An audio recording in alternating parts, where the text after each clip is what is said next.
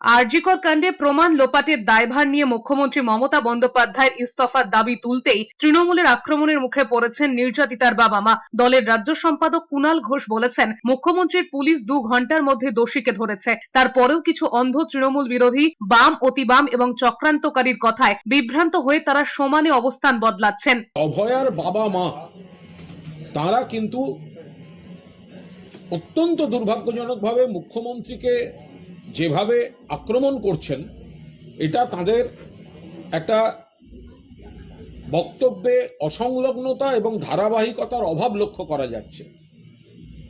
কেন মুখ্যমন্ত্রীকে তারা আক্রমণ করছেন? মুখ্যমন্ত্রীর পুলিশ তো 24 ঘন্টার মধ্যে দোষীকে ধরেছে। মুখ্যমন্ত্রীর পুলিশ তো আপনারা বলেছিলেন, এই বাবা মা বলেছিলেন উই ওয়ান্ট সিবিআই। তাহলে উই ওয়ান্ট সিবিআই বলার পর পুলিশ সব তথ্য প্রমাণ সিবিআই কে দিয়ে দিয়েছে, সিবিআই তদন্ত করেছে।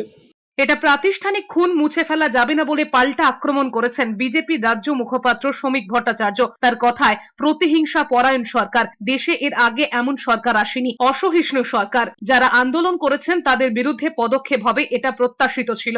এটা প্রতিহিংসা পরায়ণ সরকার, ভারতবর্ষে এরকম সরকারই আসে, এটা অসহিষ্ণু সরকার। তারা প্রতিবাদ করেছে, আন্দোলন করেছে, তার ফল পেতে হবে, তো সেই দিকেই সরকার এগোচ্ছে, এটা তো প্রত্যাশিতই ছিল।